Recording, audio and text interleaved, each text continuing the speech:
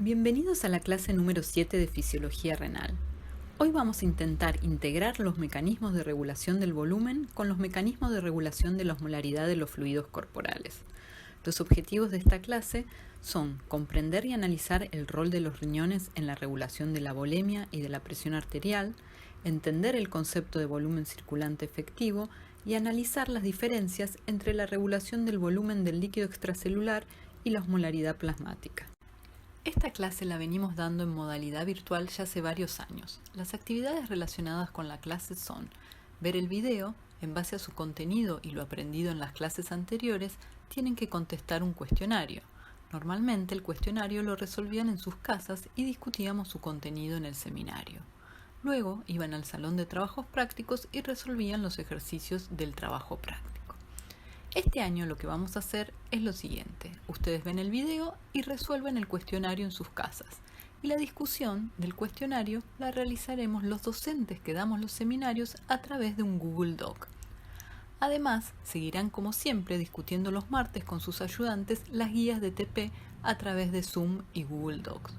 Resumiendo, la tarea adicional que tienen que hacer antes del martes es contestar el cuestionario en un Google Doc. Existirá un único documento por turno, es decir, tendremos 5 links según el horario en que deberían cursar. Esos links los pueden encontrar en la descripción de este video o en el CITEP. Allí pueden ir volcando sus respuestas y los responsables de los seminarios los iremos corrigiendo. Si les queda alguna duda sobre el funcionamiento, pueden plantearla en los comentarios de este video. Ahora sí, comencemos a ver el video. El tema de esta clase virtual tratará sobre la regulación del volumen circulante efectivo. Para abordarlo intentaremos integrar el balance de agua y sal en el organismo humano. Esta integración deberá tener en cuenta los mecanismos de regulación tanto del volumen como de la osmolaridad del líquido extracelular. Empezaremos viendo los mecanismos de regulación por separado. Los sistemas homeostáticos que regulan volumen y osmolaridad del fluido extracelular están interconectados entre sí. Es importante regular el volumen del líquido extracelular para poder mantener la presión arterial, que a su vez es esencial para una adecuada perfusión y función de los tejidos. El cuerpo regula el volumen extracelular monitoreando y ajustando el contenido total de cloruro de sodio. Por otro lado, es importante regular la osmolaridad extracelular porque osmolaridades hiper o hipotónicas causarán cambios en el volumen celular que comprometen seriamente la función de la célula. El cuerpo regula la osmolaridad extracelular monitoreando y ajustando el contenido total de agua del compartimiento corporal. Estos dos sistemas homeostáticos usan diferentes sensores, diferentes hormonas y diferentes efectores. Sin embargo, tienen algo en común, y es que algunos de esos efectores están localizados en el riñón. En el caso del volumen del líquido extracelular, el sistema modula la excreción urinaria de sodio, y en el caso de la osmolaridad, el sistema modula la excreción urinaria de agua. Pero, ¿cómo hace nuestro organismo para controlar el volumen del líquido extracelular? Para entender esto es importante comprender que el contenido de sodio corporal es el principal determinante del volumen de líquido extracelular. ¿Ah, sí? ¿Por qué? ¿Te acordás que la concentración plasmática de sodio permitía estimar la osmolaridad del líquido extracelular? Esta estimación se hace usando una fórmula sencilla o usando una más completa que considera, además del sodio, las concentraciones de potasio, urea y glucosa. Según estas fórmulas, si aumentara la concentración de sodio plasmático, aumentaría transitoriamente la osmolaridad plasmática, que es la misma que la osmolaridad de todo el líquido extracelular. Veamos un ejemplo. Si nos comemos una picada compuesta por los ingredientes que se ven en la tabla, estaríamos ingiriendo alrededor de 8 gramos de cloruro de sodio. Esto equivale a 140 milimoles de cloruro de sodio que a su vez aportarán al compartimiento corporal una masa de 140 miliequivalentes de sodio. ¿Esta ingesta de cloruro de sodio aumenta la osmolaridad plasmática? El aumento es tan efímero que no podemos detectarlo. Es un aumento transitorio de la osmolaridad. ¿Por qué es transitorio? Veámoslo paso a paso. Nos comemos la picada, una comida muy salada. Absorbemos el contenido nutricional y salino a nivel intestinal. La masa de sodio del extracelular aumenta y por lo tanto aumenta la osmolaridad del extracelular. Esto provoca un inmediato movimiento osmótico de agua desde el intracelular hacia el extracelular. En minutos aumentan los niveles de hormona antidiurética en sangre y en paralelo se disparará el mecanismo de la sed. Tomaremos mucha agua que será absorbida también a nivel intestinal, pasando a formar parte del volumen de agua corporal y restituyendo así la osmolaridad de los compartimientos corporales. En conclusión, al poco tiempo de la ingesta de sodio, la osmolaridad extracelular habrá vuelto a su valor normal. Sin embargo, el volumen del líquido extracelular sí habrá variado. ¿Cómo regulará el organismo un aumento de volumen del líquido extracelular? Por las mismas razones que la ingesta de sodio aumenta el volumen del líquido extracelular, para eliminar el exceso de volumen del líquido extracelular, el organismo debe eliminar sodio. Pero, ¿qué variable es capaz de censar tu organismo? ¿Censa el volumen total del líquido extracelular? En realidad no. El organismo censa el volumen circulante efectivo. ¿Qué cosa censa? ¿Qué es el volumen circulante efectivo? El volumen circulante efectivo es un volumen sanguíneo funcional que causa una perfusión eficaz de los tejidos donde se encuentran los sensores del volumen de líquido extracelular. ¿Cómo hace el organismo para censar este volumen funcional? Hay distintos tipos de sensores del volumen circulante efectivo. Están los sensores vasculares, que podemos dividir en receptores de baja presión, como los que se encuentran en el atrio cardíaco y la vasculatura pulmonar, y receptores de alta presión, que están ubicados en el seno carotídeo, el callado aórtico y el aparato yuxtaglomerular. Además, existen sensores tanto en el sistema nervioso central como en el hígado. Sin embargo, son los sensores de la región torácica los que parecen ser más importantes para registrar una modificación del volumen del líquido extracelular. En condiciones fisiológicas y en un adulto sano, el volumen circulante efectivo varía generalmente de manera directamente proporcional al volumen del líquido extracelular.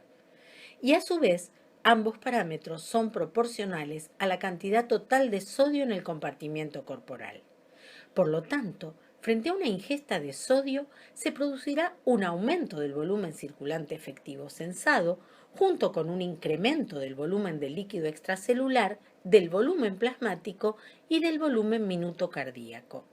Mientras que en la depresión de sodio se producirá una disminución proporcional de todos estos parámetros. ¿Siempre se cumple que el volumen circulante efectivo es directamente proporcional al volumen del líquido extracelular? No, hay situaciones fisiológicas y patológicas donde la proporcionalidad no se cumple. Veamos primero las situaciones fisiológicas. En este caso es notable la influencia de la gravedad sobre el retorno venoso y por lo tanto sobre el volumen circulante efectivo. Por ejemplo, si estamos parados durante un tiempo largo, el volumen de sangre intratorácico disminuye porque disminuye el retorno venoso.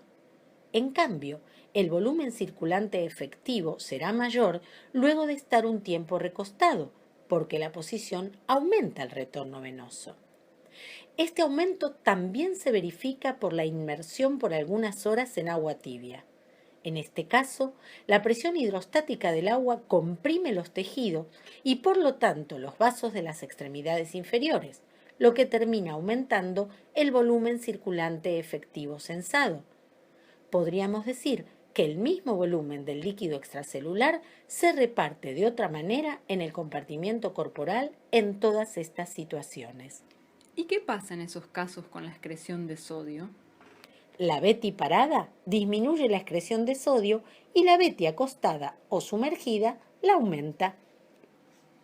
Por otro lado, también hay situaciones patológicas como la insuficiencia cardíaca congestiva en que el volumen circulante efectivo es independiente del volumen del líquido extracelular. En este caso se produce una disminución del volumen minuto cardíaco que lleva a la reducción del volumen circulante efectivo.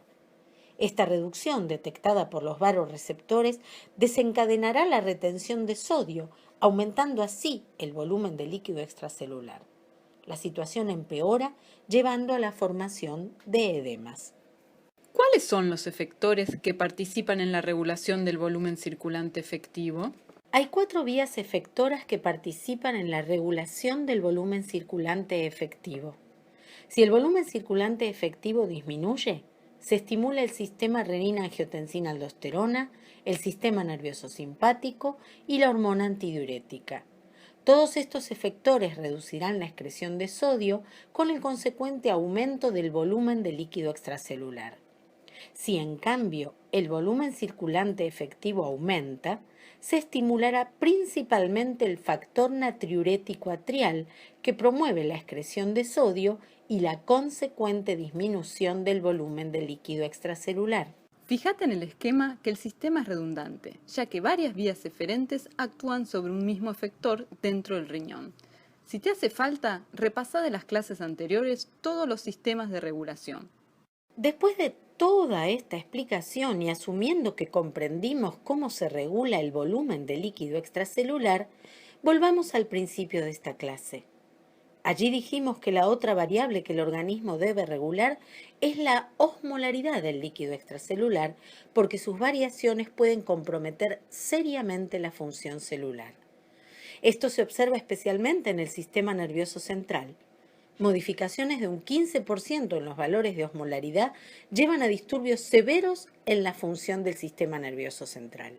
Y por esto es fundamental que conozcamos y comprendamos los sistemas que regulan la osmolaridad. Dijimos también al principio que el cuerpo regula la osmolaridad extracelular monitoreando y ajustando el contenido total de agua del compartimiento corporal. Antes de avanzar en esto, para intentar comprenderlo, recordemos cómo era la distribución del agua en los compartimientos corporales. En un hombre adulto y sano, el contenido de agua corporal de su organismo representa alrededor del 60% de su peso corporal. Este contenido de agua se divide entre el compartimiento intracelular, que representa el 40% del peso corporal, y el compartimiento extracelular, que representa el 20%. Pero, ¿por qué el contenido corporal de agua es el principal determinante de la osmolaridad? Recordemos que la osmolaridad se define como la masa de soluto expresada en osmoles por cada litro de solución. Si consideramos el compartimiento corporal total, su osmolaridad será la relación entre la cantidad total de osmoles corporales y el volumen de agua corporal total. La cantidad total de osmoles corporales no varía en un adulto sano, salvo por causas patológicas. Por esto, alcanzará con regular la cantidad de agua corporal total para regular rápidamente la osmolaridad corporal. ¿Y hay alguna manera de censar los cambios en la osmolaridad? Sí, a través de osmorreceptores localizados en el hipotálamo que envían señales a áreas del cerebro controlando la sed y la secreción de hormona antidiurética. Si, por ejemplo, aumenta la osmolaridad, los osmorreceptores disparan, por un lado, el mecanismo de la sed, lo que nos llevará a tomar agua, y por el otro, controlarán el aumento de hormona antidiurética, disminuyendo la excreción de agua por los riñones. De esta manera, se restituye la osmolaridad a su valor normal. De todo lo que vimos hasta ahora, se deduce que el cuerpo es capaz de regular el volumen y la osmolaridad de manera independiente. Sin embargo, ambos mecanismos convergen en la liberación de hormona antidiurética. Si la osmolaridad del líquido extracelular aumenta entre 1 y 2%, se dispara la secreción de hormona antidiurética. Cuando el volumen del líquido extracelular disminuye más de un 5%, también ocurrirá liberación de hormona antidiurética. Pero, ¿qué ocurre si, por ejemplo, disminuyen ambos parámetros? ¿Qué prioriza el organismo como respuesta más inmediata? ¿La restitución del valor de osmolaridad o la del valor del volumen de líquido extracelular? Veamos primero cómo varía la liberación de hormona antidiurética a distintos valores de osmolaridad plasmática en normovolemia. En este caso, el umbral para la secreción de ADH se encuentra alrededor de 280 miliosmolar. Analicemos ahora el gráfico para distintas condiciones de volemia. En la contracción de volumen, vemos que el umbral de la curva se corrió hacia la izquierda. Esto indica que la secreción de ADH empieza a valores más bajos de osmolaridad. Además, la pendiente de la curva aumentó, lo cual refleja un aumento en la sensibilidad de los osmorreceptores. Si el caso es el de una expansión de volumen, el umbral de la curva se ha corrido ahora hacia la derecha, lo cual indica que la secreción de hormona antidiurética empieza a valores más altos. La pendiente de la curva disminuye, indicando también una disminución de la sensibilidad de los osmorreceptores. Comparemos estas curvas con la de normovolemia. El punto A de la curva roja muestra que para una osmolaridad de 285 miliosmolar hay una secreción determinada de hormona antidiurética. Esa misma osmolaridad tiene una mayor secreción de hormona antidiurética en la curva de contracción de volumen, señalada por el punto B, y una secreción de hormona antidiurética casi nula en la curva de expansión de volumen, marcada por el punto C. Esta comparación de curvas nos indica que, en general, el cuerpo defiende volumen a expensas de osmolaridad. Y ahora sí, luego de esta clase y habiendo aprendido y comprendido los conceptos que implica, anda a la guía de trabajos prácticos a responder las preguntas del cuestionario de regulación de volumen circulante efectivo.